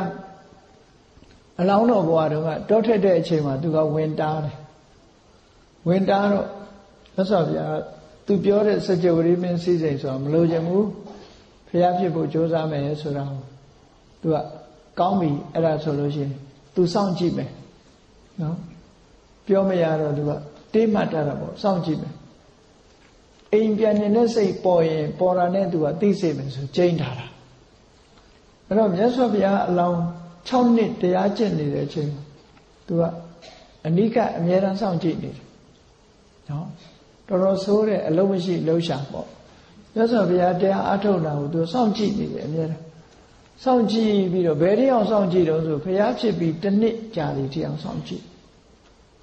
ဘုရားဖြစ်ပြီးတဲ့နောက်ကိုစောင့်ကြည့်9နှစ်သူစောင့်ကြည့်တောထွက်ပြီးတရားကျင့်တာက6နှစ်လေဘုရားဖြစ်ပြီးတော့နောက်တစ်နှစ်ဆို9နှစ်သူစောင့်ကြည့်9နှစ်လုံးလုံးဇွဲကောင်းကောင်းနဲ့စောင့်ကြည့်တာတော့သူလိုချင်တဲ့အချက်မတွေ့ရသည့်အတွက်ကြောင့်မှသူကမြတ်စွာဘုရားကိုလက်မြောက်ပြီးအရှုံးပေးသွားတာနော်အရှုံးပေးသွားတဲ့အချိန်မှာသူစိတ်ပြက်လက်ပြက်နဲ့သူယူလာတဲ့တီးမလို့မှုတ်မလို့ယူလာတဲ့ဘေလူဝပန္တုဆိုတဲ့နတ်ဆောင်ကြီးကသူ့ရင်ွယ်ကနေအောက်လျှောကြတာနတ်ဆောင်ကြီးအောက်ကျနေတာတောင်ပြန်မကောက်နိုင်ပဲနဲ့သူပြန်လစ်သွားတယ်အဲ့ဒီနတ်ဆောင်ကြီးကဘသူစီရောက်သွားတော့ဆိုပင်စသင်္ခါစီရောက်သွားတယ်လို့ဆိုတာပဲနော်ဘေလူဝနတ်ဆောင်ကြီးကအဲ့ဒါမနတ်ပိုင်တဲ့နတ်ဆောင်ပြန်တော့တောင်းဖို့မရဘူးပြန်တော့တောင်းဖို့မရဘူးအဲ့တော့သူစိတ်ပြက်ပြီးတော့နတ်ဆောင်ကြီးကသူ ဒီရင်ခွင်ထဲကနေအောင်လျှောကြတာသူပြန်မကောက်တော့စိတ်ပြက်သွားအဲ့ဒါလို့ထိအောင်နှောက်ယှက်ခဲ့တဲ့မာရကိုလည်းပဲမြတ်စွာဘုရားကအနိုင်ရလိုက်တာဒါကြောင့်မို့လို့မ၅ပါးကိုအောင်တယ်ဆိုတဲ့အချိန်နဲ့လေဒီဘဗုဒ္ဓမာရဆိုတာထည့်ထားနော်နောက်တစ်ခုကဘာလို့ဆိုရင်မစ္စုသေခြင်းတရားကိုလည်းမာရလို့ခေါ်တယ်အဲ့ဒီသေခြင်းတရားကိုလည်းပဲမြတ်စွာဘုရားနောက်ဆုံးမှာဘယ်လိုအောင်လိုက်တယ်လဲလို့ဆိုလို့ရှိရင်ခန္ဓာကိုယ်မရအောင်ခန္ဓာရခြင်းရဲ့အကြောင်းတရားတွေကိုဖယ်ရှားခြင်းအပြင်ခန္ဓာကိုယ်မရှိတော့ပထမကိလေသာတွေကိုချုပ်ငြိမ်းလို့ကိလေသာပြိဋိဘံကိလေသာပြိဋိဘံပြီးတော့နောက်ဆုံးမှာခန္ဓာပြိဋိဘံဆံပြီးတဲ့နောက်မှာမစ္စုဆိုတာမလာတော့ဘူးပေါ့တခါပဲသိပဲနောက်ထပ်မသိတော့ဘူးလို့ဒီလိုဆိုတာပေါ့အဲ့တော့မစ္စုမံကိုလည်းပဲအကြောင်းတရားတွေကိုဖြည့်ဆည်းတော့အပြင်အောင်လိုက်တယ်လို့ဒီလိုမံ၅ပါးကိုချိုးဖြက်အောင်မြင်ပြီးဖြစ်သောကြောင့်လည်းပဲဒီဘဂဝါလို့ခေါ်တာတဲ့ဒီလိုဆိုလို့တယ်နော်အဲ့တော့ပြန်ပြီးတော့မှတ်မယ်ဆိုရင်ပထမကပါရမီ7ပါးကိုကျင့်တရားတွေနဲ့ဘုံကံပါရမီတွေနဲ့လုံးဝပြည့်စုံသောကြောင့်ဘဂဝါနံပါတ်1ကအခုနံပါတ်2ကျတော့အဆိုးတရားတွေကိုလုံးဝဖယ်ရှားပြီးတော့မံ၅ပါးကိုချိုးဖြက်အောင်နိုင်ပြီးသားဖြစ်သောကြောင့်လည်းဘဂဝါလို့ဟောဒီလိုဒုတိယအချက်အနေနဲ့အားဖြင့်ဒီလိုမှတ်နောက်တစ်ခါကျတော့ဘဂဆိုတဲ့အရေးချင်းတွေနဲ့ပြည့်စုံသောကြောင့်ဘဂဝါလို့ခေါ်တယ်အဲ့တော့ဘဂဆိုတဲ့စကားလုံးကဘာတွေကိုရည်ညွှန်းတယ်လဲဘဂဆိုတဲ့စကားလုံးကလောကမှာသူတို့ဒီစကားလုံးတီထွင်တဲ့ပုံကိုယ်တွေကစပြီးတော့အသုံးပြုတာဘဂဆိုတဲ့စကားလုံးကရည်ညွှန်းထားတဲ့အဓိပ္ပာယ်တွေကဘာတွေတော့ဆိုနံပါတ်1ဘဂဆိုတာဟာအုပ်စိုးနိုင်သူဖြစ်ရမယ်နံပါတ်1အုပ်စိုးနိုင်တဲ့ပုဂ္ဂိုလ်ဖြစ်နော်နံပါတ်2ဓမ္မတဲ့အစစ်မြင့်တဲ့သဘာဝတရားရှိတဲ့ပုဂ္ဂိုလ်ဖြစ်ရနံပါတ်3ကယတကြော်စောမှုရှိတဲ့ပုဂ္ဂိုလ်ဖြစ်ရမယ်နံပါတ်4ကတိရိစက်တည်ရှိတဲ့ပုဂ္ဂိုလ်ဖြစ်ရမယ်ဂုဏ်စက်တည်ဖြစ်ရနံပါတ်5ကကာမလိုချင်တာတွေအကုန်ပြည့်စည်နိုင်တဲ့ပုဂ္ဂိုလ်ဖြစ်ရပြည့်စည်နိုင်တဲ့အရေးချင်းရှိရနောက်ပယတ္တဆိုတာလုံလဝိရိယအပြင်သူကြီးမားဆုံးသောပုဂ္ဂိုလ်ဖြစ်ရမယ်ဆိုအဲ့တော့ဘဂဆိုတာဒီအရေးချင်းတွေကိုရည်ညွှန်းတာဒီအရေးချင်း6မျိုးကိုရည်ညွှန်းတယ်ဘဂဆိုတဲ့ဒီစကားလုံးကဖော်ပြတဲ့အရေးချင်းတွေဟာမြတ်စွာဘုရားမှာရှိသလားမြတ်စွာဘုရားဟာဘယ်သူတွေကိုအစိုးရနေတာလဲလို့မေးကြရှိတယ်ပေါ့သူတို့အနေနဲ့ပြောပုံရတာတော့ဣတရိယဆိုတာသူကထာဝရဘုရားသခင်ကြီးကိုရည်ညွှန်းပြီးတော့လူတွေကဒီစကားလုံးကိုသုံးပုံရတယ်ဘုရားသခင်ကြီးကကဘာကြီးတစ်ခုလုံးကိုစိုးမိုးထားတယ်ဘုရားသခင်ကြီးကလောကကြီးတစ်ခုလုံးကိုဖန်ဆင်းထားတယ်ဆိုတာဒါလောကအယူဆတယ်နော်ဟုတ်တာမဟုတ်တာဘယ်သူအာမခံနော်ဘယ်သူပြုလုပ်နိုင်မလုပ်နိုင်ဘယ်သူမှပြုမလုပ်နိုင်ဘူးလေဒီကနေ့ခေတ်ရောသိပ္ပံနည်းနဲ့ရောဘုရားသခင်ကလောကကြီးကိုဖန်ဆင်းတယ်ဆိုတာပြုလုပ်လို့ရလားမရသည့်အတွက်ကြောင့်လောကကြီးကိုစိုးမိုးအုပ်ချုပ်ထားတယ်ဆိုတဲ့ဒီစကားလုံးဟာလောကကြီးကိုစိုးမိုးအုပ်ချုပ်တာဟုတ်သလားလို့တန်တရားဖြစ်ကြရရှိအဲ့ဒါကြောင့်မြတ်စွာဘုရားကဘဂဆိုတဲ့စိုးမိုးအုပ်ချုပ်နိုင်တဲ့စွမ်းရည်တတ္တိရှိတယ်ဆိုတာဘယ်လိုအနေထားအပြင်မှတ်သားရမလဲလို့ဆိုလို့ရှိရင်မြတ်စွာဘုရားမှာသူ့စိတ်ကိုသူစိုးမိုးအုပ်ချုပ်တာလောကကြီးကိုစိုးမိုးအုပ်ချုပ်တာမဟုတ်ဘဲနဲ့နော်မြတ်စွာဘုရားကတက္ကစိတ်တွေဣတရိယကဲစဉ်းစားကြည့်လေဘုန်းကြီးတို့တွေငါစိတ်နဲ့ပဲပြောကြတယ်ငါစိတ်ကိုလာမစမ်းနဲ့တဲ့သူများတော်မှာသူကဟိုရင်လှုပ်လိုက်သေးတယ်ချင်းချောက်လိုက်သေးတယ်လေငါစိတ်ကိုလာမစမ်းနဲ့တို့ချင်းချောက်ကိုယ်စိတ်ကိုနိုင်သလားလို့ဆိုလူတွေဟာအလုံးကိုယ်စိတ်ကိုအရှုံးပေးနေကြတဲ့လူတွေကြီးပဲကိုယ်စိတ်ကိုအုပ်ချုပ်နိုင်စွမ်းရှိရလားလို့ဆိုမစွမ်းနိုင်ဘူးသူများပေါ်တော့အုပ်ချုပ်ခြင်းအုပ်ချုပ်မယ်စိတ်ကိုအုပ်ချုပ်လို့မရဘူးအုပ်ချုပ်လို့မရလို့နော်ဆုတောင်းကြသေးတယ်စိတ်သွားတိုင်းကိုပါတယ်စိတ်သွားတိုင်းကိုပါဖို့ရဆုတောင်းနေကြစိတ်ကိုဘယ်သူမှမအုပ်ချုပ်နိုင်ဘူးကိုယ်စိတ်မြတ်စွာဘုရားကသူ့စိတ်ကိုသူအုပ်ချုပ်နိုင်တယ်သူနေဆိုတဲ့အတိုင်းနေရမယ်ငြိမ်ဆိုရင်ငြိမ်ရမယ်စိတ်ကိုအဲ့လိုထီအောင်မိသိအောင်အုပ်ချုပ်ထားတာ ဒါကြောင့်မို့လို့မြတ်စွာဘုရားဟာတကယ်ဒီသူ့တဏ္ဍာမှာရှိတဲ့စိတ်ကိုလွှမ်းမိုးကြီးစိုးထားနိုင်သောကြောင့်မြတ်စွာဘုရားမှာတကယ်ကိုဘဂဝါလို့ဒီလိုဆိုလို့တယ်နော်ဣတရိယဆိုတဲ့စကားလုံးကအဲ့ဒါအစိုးရကိုယ်စိတ်ကိုအစိုးမရကြဘူးမြတ်စွာဘုရားသူ့စိတ်ကိုသူအစိုးရဓမ္မဆိုတာကြတော့သူများတွေမရှိနိုင်တဲ့ဓမ္မဘာလဲဆိုမလေးပါဖူလေးပါနိဗ္ဗာန်ဆိုတဲ့လောကုတ္တရာတရားမြတ်စွာဘုရားတဏ္ဍာမှာအပြည့်အဝရှိတယ်ပေါ့ဒါတစ်ခုခုနကကိုယ်စိတ်ကိုကိုယ်အုပ်ချုပ်နိုင်တယ်ဆိုတဲ့နေရာနဲ့ပတ်သက်လာပြီးတော့ဒီအချက်ကလေးတွေဖော်ပြထားတာရှိတယ်ဘယ်လောက်ထိအောင်အုပ်ချုပ်နိုင်တယ်လဲကိုယ့်ကိုပြောင်းလဲမှုပေါ်မှာစိတ်ကိုကြီးစိုးထားနိုင်တယ်လဲဆိုလို့ရှိရင်ဘုံ6ပါးနဲ့ပတ်သက်ပြီးတော့ပြောထားတဲ့စကားတစ်ခုရှိသေးတယ်မြတ်စွာဘုရားသူ့စိတ်အလိုဆန္ဒတွေအကုန်ပြီးတယ်အလုံးမျိုးစုံစိတ်တိုင်းကြအကုန်ဖန်ဆင်းလို့ရတယ်အဲ့ဒါကိုအနိမာလို့ခေါ်တယ်အနိမာဆိုတာဒီသေးသေးလေးဖန်ဆင်းလို့ရတယ်သူခန္ဓာကိုယ်ကြီးတစ်ခုလုံးကိုသေးသေးလေးဖန်ဆင်းတယ်သေးသေးလေးဖန်ဆင်းတယ်ဆိုတော့မျက်စိနဲ့မြင်ကွင်းအောက်ကပျောက်သွားလောက်အောင်ဖန်ဆင်းနိုင်တယ်ပေါ့လုံးဝပျောက်တာတော့မဟုတ်ဘူးအဲ့ဒါဘယ်မှာသာရကပြနိုင်တော့ဆိုလို့ရှိရင်ပကပြမကြီးနဲ့တွေ့တဲ့အချိန်တုန်းကပကပြမကြီးကစိန်ခေါ်တယ်လေမြတ်စွာဘုရားစိန်ခေါ်တယ်သူ့ကိုမြင်နိုင်စွမ်းရှိရင်သူ့ကိုရှာနိုင်ရင်ရှာပေါ့တူတူပုံတာပေါ့နော်တူတူပုံရမျိုးလို့ပေါ့နော်တူတူ hide and seek ခေါ်တဲ့ဟာပေါ့ပုံမယ်တွေ့အောင်ရှာ hide and seek လုပ်မယ်ဆိုတော့သူကပုံတယ်ပထမပကပြမကြီးကပုံတယ်သူပုံတဲ့နေရာတိုင်းမြတ်စွာဘုရားမင်းဒီနားမှာနဲ့ဆိုပြောတော့သူပုံလို့မရအောင်အဲ့တော့မြတ်စွာဘုရားဒီခါငါလှဲ့တယ်ငါပုံမယ်မင်းရှာအဲ့လိုပုံမယ်လို့ဆိုပြီးပြောပြီးတော့မြတ်စွာဘုရားကလုံးဝပျောက်သွားတယ်လို့ပြောခံရမှာဆိုလို့အတန်တော့ကြားတယ်ရုပ်မမြင်အောင်လုပ်ထားနော်အဲ့လောက်ထိအောင်ပုံတာမြတ်စွာဘုရားအဲ့တော့ hide and seek မှာအတန်လေးကတော့ပေးနေတယ်အတန်လေးပေးတာဗြဟ္မာကြီးကဒေါင်းတောင်းနေအောင်ရှာတာအတန်သာကြားတာဘယ်နာမှမသိဘူးရှာလို့မရဘူးဆိုတာဘဝေဝါဟံဗယံဒိဋ္ဌဝါဘဝေစဝိဘဝေတိနံဆိုတဲ့ဒီခါတာလေးမြတ်စွာဘုရားကိုယ်တိုင်ရွတ်ပြီးတော့နေတယ်အဲ့ဒီအတန်တော့ကြားရတယ်ဘုရားကိုဘယ်တော့မှရှာလို့မရခဲ့ဘူးအဲ့ဒါဗြဟ္မာကိုယ်တိုင်ရှာတာလူရှာတာမဟုတ်ဘူးနော်သူအရှုံးပေးခဲ့ရတယ်ပေါ့အဲ့ဒါကိုဒီတန္တရမန္တရဝါသနာပါတဲ့လူကကိုပြောက်ခါထားဆိုပြီးအုံခံပြီးရွတ်နေကြလေနော်အုံခံပြီးတော့ရွတ်တာဟုတ်ဝါသနာပါရင်တော့လည်းရွတ်ကြည့်ပေါ့ပျောက်မပျောက်တော့မသိဘူးအဲ့ဒါကိုပြောက်ခါထားဆိုပြီးတော့ရွတ်ကြအဲ့တော့မြတ်စွာဘုရားရဲ့ခုနတကိုးတော်တွေထဲမှာအနိမာဆိုတာသေးသေးလေးဖန်ဆင်းလို့ရတယ်ကဲကြီးကျင်တပဆိုလို့ရှိရင်လေနော်ဒီအစွမ်းဆက်ရှာမတွေ့လောက်အောင်ကြီးအောင်လုပ်လို့ရတယ်မဟိမာလို့ခေါ်တယ်ကြီးကျင်ရင်လည်းအများကြီးကြီးလို့ရတယ်နောက်လကိမာခန္ဓာကိုယ်ကြီးပေါ်ပွားသွားအောင်လုပ်လို့လည်းရတယ်နော်ဂရိမာခန္ဓာကိုယ်ကြီးလေးလံသွားအောင်လည်းလုပ်လို့ရတယ်ကတိမာပိန်ပိန်သေးသေးလေးလည်းဖန်ဆင်းလို့ရတယ်ဝါတဲ့လူတွေအတွက်တော့သုံးဝင်တယ်ပေါ့အဲ့ဒါဝိလျှော့ဖို့ကောင်းတယ်ကတိမာအဲ့ဒါလိုအရေးအချင်းတွေနဲ့ပြည့်စုံလို့မြတ်စွာဘုရားသခင်ကိုရောမြတ်ကိုဘဂဝါလို့ခေါ်တာအလုံးလုံးလို့ရတယ်ဆိုတဲ့အဓိပ္ပာယ်ပေါ့ဟောနောက်တစ်ခုကဓမ္မဆိုတာကြတော့လောကုတ္တရာတရားတဲ့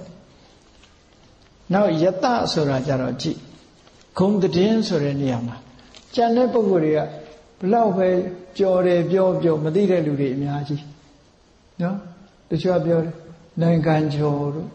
နိုင်ငံတွေမကဘောကျော်ကဘာကျော်သိတဲ့လူကနည်းနည်းပဲကြော်တာသူကသူကြော်တာမသိတဲ့လူတွေအများကြီးရှိတယ်နော်ဒီပြင်ဟာပြောနေတခါတော့အမေရိကန်တယောက်နဲ့တွေ့တော့ဘုန်းကြီးတို့ပြောပြတယ်မြန်မာသူကဘယ်နိုင်ငံသားတော့မေးတော့မြန်မာလို့ဆိုဘာပြောလို့ဆို unknown country အဲ့လိုပြောခံလဲရတယ် unknown country လို့ပြောသွားတယ်သူလူမသိသူမသိတဲ့နိုင်ငံပေါ့လေအတော်ဆိုးတဲ့လူအဲ့ဒါလိုပဲဟိုကိုယ့်ကိုကဘာကြောနေတယ်နိုင်ငံကြောနေတယ်ပြောပြီးလူမသိတဲ့လူတွေအများကြီးရှိတယ်မြတ်စွာဘုရားကျတော့အဲ့ဒါလိုလားလို့ဆိုမဟုတ်ဘူးမြတ်စွာဘုရားကျတော့သူကလောကတ္တယဗျာပကောကာမဘုံရူပဘုံအရူပဘုံလို့ဆိုရဲလောက သို့မဟုတ်လူဘုံနတ်ဘုံဗြဟ္မဘုံဆိုတဲ့လောကအဲ့ဒီလောက၃မျိုးလုံးမှာပြန့်နှံ့ပြီးတော့ယထာဘုဇခုနတိကတော့မမကန်ကြော်တာမဟုတ်ဘူးတချို့ကကြော်တာမတော်တာတွေအများကြီးပဲလေသူကသူကြော်ညာလို့ကြော်တာရှိသေးတယ်လေဟုတ်မဟုတ်ဘူးကြော်ညာအားကောင်းလို့ကြော်နေတာတွေရှိမြတ်စွာဘုရားကျတော့အဲ့လိုကြော်ညာအားကောင်းလို့ကြော်တဲ့အကြော်မဟုတ်ဘူးယထာဘုဇခုနအဓိကတော်တကယ်ကိုစစ်မှန်တဲ့ခုံကြောင့်ရလာတဲ့အတိဝိယပရိသုတ်တော်ရတော်တဲ့လုံးဝတန့်စင်တဲ့ခုံတရင်လို့ဆိုလိုတယ်အဲ့တော့မြတ်စွာဘုရားမှာဣတရိယဓမ္မယတဆိုတဲ့ဘုံတော်ဟာတဲ့ပဲအမှန်တမ်းကြီးမားတဲ့ဘုံတော်ကဘာအနတ်နော်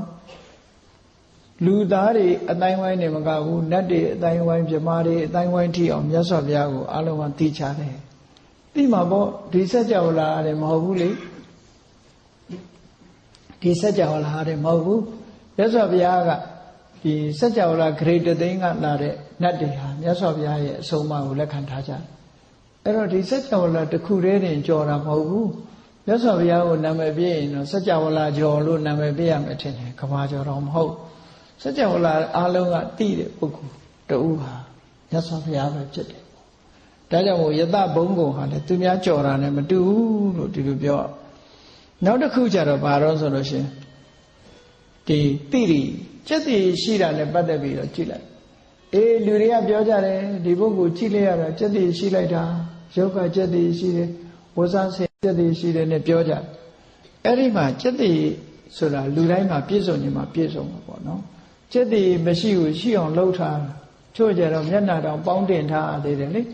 စက်တိပိုရှိလားမလားလို့လှုပ်ကြတာပေါ့အမျိုးစုံလှုပ်ကြတာပဲမြတ်စွာဘုရားကျတော့အဲ့လိုပေါင်းတင်ကြမှမလိုတာသူကြတော့ငကိုစက်တိရရှိတော့ရူပကာယဓတနာဗျာဝတသနနေယနပတာဒသနနသမထာတဲ့အလှအပကိုကြည့်ဖို့အားထုတ်ကြတဲ့ပုဂ္ဂိုလ်တွေအတွက်တော့စိတ်တိုင်းကြအောင်လှတဲ့အလှဟာမြတ်စွာဘုရားမှာသာရှိတယ်လို့ဒီလိုဆိုတယ်နော်ရူပကာယမြတ်စွာဘုရားရဲ့ရုပ်အဆင်းဟာဘယ်နေရာကကြည့်ဘယ်ဟာကိုပဲကြည့်လက်ချောင်းကြည့်မလားမျက်နှာကြည့်မလားနှာခေါင်းကြည့်မလားပဲအသေးစိတ်ဘယ်ဟာကိုပဲကြည့်လောကလူတွေအလှပရှာကြည့်ဖို့ကြိုးစားတဲ့ပုဂ္ဂိုလ်တွေရဲ့မျက်စိပတာဒကိုဖြစ်ပွားစေနိုင်တယ်တဲ့မြတ်စွာဘုရားရဲ့ခန္ဓာကိုယ်မှာရှိတဲ့ကိုယ်ရင်ကအစိတ်ပိုင်းတွေအားလုံးဟာပြည့်ပြည့်စုံစုံจิตတည်ရှိလို့တိတိဆိုတဲ့ဘုံတော်နဲ့ရတယ်ဒါပကဝါလို့ခေါ်တာတဲ့ထွတ်ထိပ်ရောက်ပုံကိုပြောပြဟောနောက်တစ်ခုကျတော့ဘာလို့ဆိုရင်ပယတ္တကာမဆိုတာလူရင်ဆန္ဒမြတ်စွာဘုရားဟာလူရင်ဆန္ဒမှန်သမျှကိုယ်အကျိုးစီးပွားလှုပ်ချင်တာလားသူများအကျိုးစီးပွားကိုလှုပ်ချင်တာလားဘယ်အရာကိုပဲလှုပ်ချင်မြတ်စွာဘုရားမှာအောင်မြင်မှုတွေအများကြီးရတယ်လို့သူတို့ဆိုတာဘယ်ကိစ္စဖြင့်အတ္တဟိတဖြင့်မအောင်မြင်မှုရှုံးပေးလိုက်ရတယ်ပရဟိတကိစ္စလုပ်တဲ့နေရာမှာလည်းပဲမအောင်မြင်လိုက်ဘူးလို့ဆိုတာမျိုးတစ်ခုမှမရှိဘူးမြတ်စွာဘုရားဒီလှုပ်တဲ့လှုပ်ထိုက်တာလှုပ်လိုက်တာမှန်သမျှအားလုံးအကျိုးပြည့်စည်တာဖြစ်သောကြောင့်ကာမတဲ့ပြည့်စုံလုံလောက်တဲ့အကျိုးကိုရရှိတယ်လို့ဒီအဓိပ္ပာယ်နဲ့ပခဆိုတဲ့ဂုံရည်ချင်းတစ်ခုနဲ့ပြည့်စုံတယ်လို့ဒီလိုဆိုလိုတာနောက်တစ်ခါပယတ္တလို့ဆိုတဲ့အခါကျတော့ဘာတော့တဗ္ဗလောကဂရုဘာဝပတ္တိဟေတုဘူတောတလောကလုံးကလေးစားလောက်တဲ့အကြောင်းတရားဖြစ်တယ်တမ္မာဝါယာမသင်္ခါတောပယတ္တောမမှန်ကန်ကြိုးစားတဲ့နေရာမှာမြတ်စွာဘုရားလောက်လုံးဝဝိရိယကောင်းတဲ့ပုဂ္ဂိုလ်လောကမှာမရှိဘူးဘာသာရေးခေါင်းဆောင်နေတဲ့မှာမြတ်စွာဘုရားကဘာမှာအလုံးလုံးဆုံးလို့ပြောအောင်နော်ကဘာမှာအလုံးလုံးဆုံးဘယ်သူလုံးနိုင်မလဲမြတ်စွာဘုရားလားမြတ်စွာဘုရားဟာနေ့မှလည်းတနေ့ကုန်အလုံးလုံးတယ်ပြောမယ်ဆိုရင်နက်နေ့ပိုင်းနေ့လယ်ပိုင်းနှစ်ချိန်ညပိုင်းရောက်တဲ့အခါကျတော့ပထမယံလူတွေယဟန်တွေတရားဟောတယ်မစ္စည်းမယံရောက်တော့နတ်တွေပြမာတွေတရားဟောတယ်ပစ္စည်းမယံလေးမှာနားနေအိပ်ဆက်တဲ့အချိန်လေးက2 နာရီတောင်မပြည့်ဘူးမြတ်စွာဘုရားအခုခေတ်ဆရာဝန်တွေကတော့ပြောကြလိမ့်မယ်7 နာရီမအိပ်ရင်မဝဘူးဆိုတော့ဟုတ်မှာပေါ့အိပ်ကြီးတဲ့လူတွေကတော့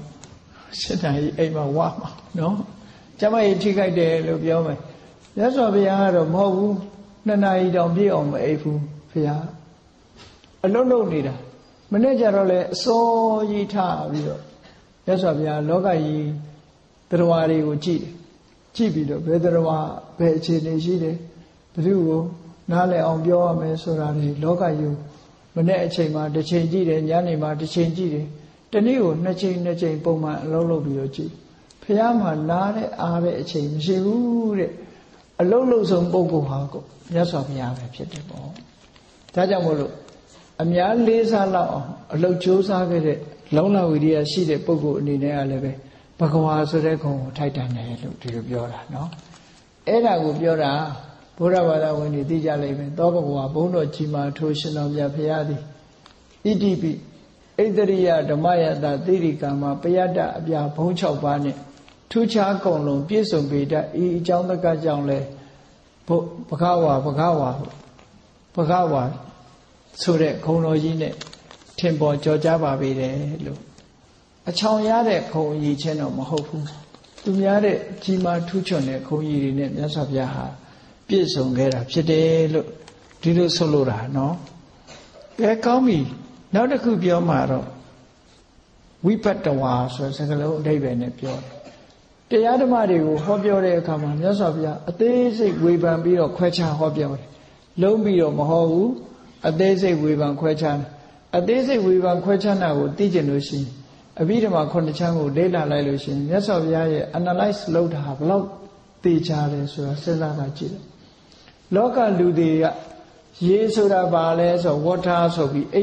H2O ပဲ3မျိုးပဲခွဲတယ်မြတ်စွာဘုရားကရေဆိုတဲ့အထဲမှာကြည့်10မျိုးခွဲပြထားတာเนาะအဲ့တော့ဘုရားလောက်အသေးစိတ်တာလောကမှာမရှိဘူးအလုံးအသေးစိတ်ပြီးခွဲခြားဟောပြောနိုင်တာဖြစ်သောကြောင့်လဲဘဂဝါလို့ဒီလိုခေါ်ပါတယ်လို့အဓိပ္ပာယ်ရှင်းပြတယ်နောက်တစ်ခါကျတော့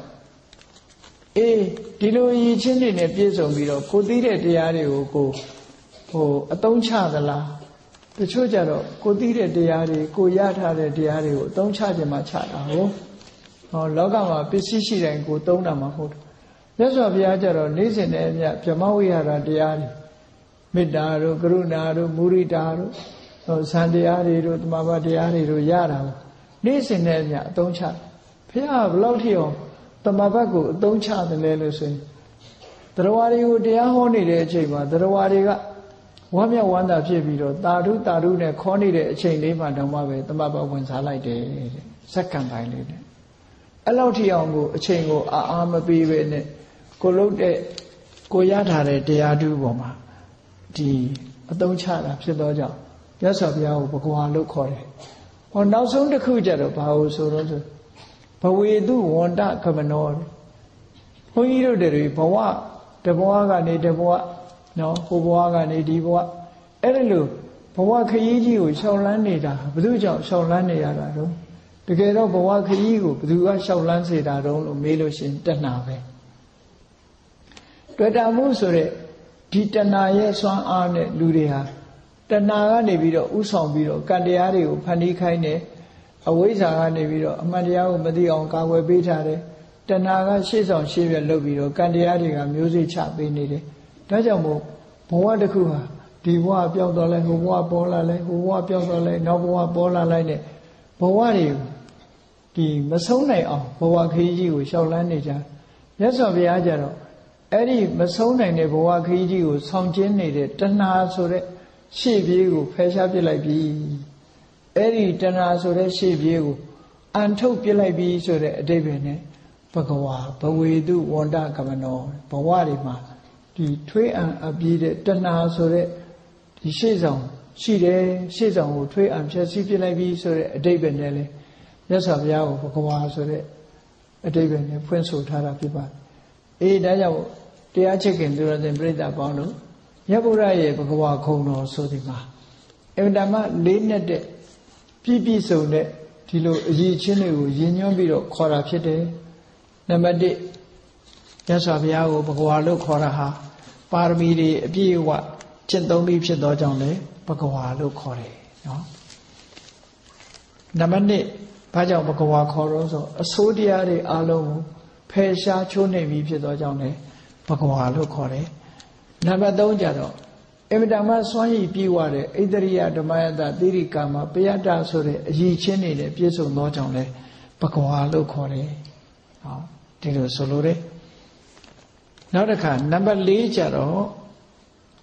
တရားဓမ္မတွေကိုပြည့်ပြည့်ဝဝနဲ့ခွဲခြားစိတ်ဖြတ်ပြီးဟောကြားတတ်သောကြောင့်လဲဘဂဝါလို့ခေါ်တယ်နောက်နံပါတ်6နံပါတ်5အနေနဲ့ကျတော့ဘာလို့ဆိုရင်ဒီမိမိရရှိထားတဲ့တရားဓမ္မတွေကိုအမြဲတမ်းအသုံးပြုနေတဲ့ပုဂ္ဂိုလ်ဖြစ်သောကြောင့်လည်းဘဂဝါလို့ခေါ်တယ်နောက်ဆုံးနံပါတ်6ကျတော့ဘဝကိုရှေ့ဆောင်ရှေ့ရွက်လုံနေတဲ့တဏှာဆိုတဲ့အဆိုးတရားကိုဖယ်ရှားထွေးအံပြီးဖြစ်သောကြောင့်လည်းဘဂဝါလို့ခေါ်တယ်လို့ဒီလိုစာပေကျမ်းဂန်မှာဘဂဝါရဲ့အဓိပ္ပာယ်တွေကိုဖွင့်ဆိုထားတာဖြစ်ပါတယ်အေးဒါကြောင့်မို့တရားချစ်ခင်သူတော်စင်ပြိဿပေါင်းတို့အနေနဲ့ဘုရားမြတ်စွာရဲ့ဘဂဝါကုံတော်တွေကိုအာယုံပြုပြီးတော့တို့ကိုးကွယ်တဲ့မြတ်စွာဘုရားဆိုတာတာမန်ပုဂ္ဂိုလ်မဟုတ်ဘူးဒီလိုရည်ချင်းနေရှိတဲ့ပုဂ္ဂိုလ်ဖြစ်ပါတယ်ပေတယ်လို့ဆိုတာကိုသိရှိနားလည်ပြီးတရားတရားဖြစ်ပွားပြီးမြတ်ဗုဒ္ဓရဲ့ခုံတော်တွေကိုမိမိတို့ရဲ့ယင်ထဲနှလုံးထဲရောက်အောင်ကျင့်ဆောင်ခြင်းအားဖြင့်မိမိတို့ဘဝမှာလည်းပဲလေးစားဖွယ်အရည်ချင်းတွေရရှိအောင်ကြိုးစားအားထုတ်နိုင်ကြပါစေကုန်သတည်း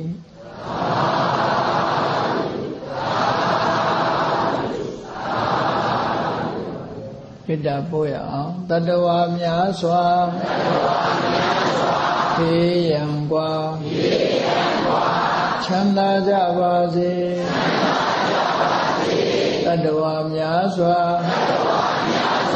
ဖေးရန်กว่าချမ်းသာကြပါစေ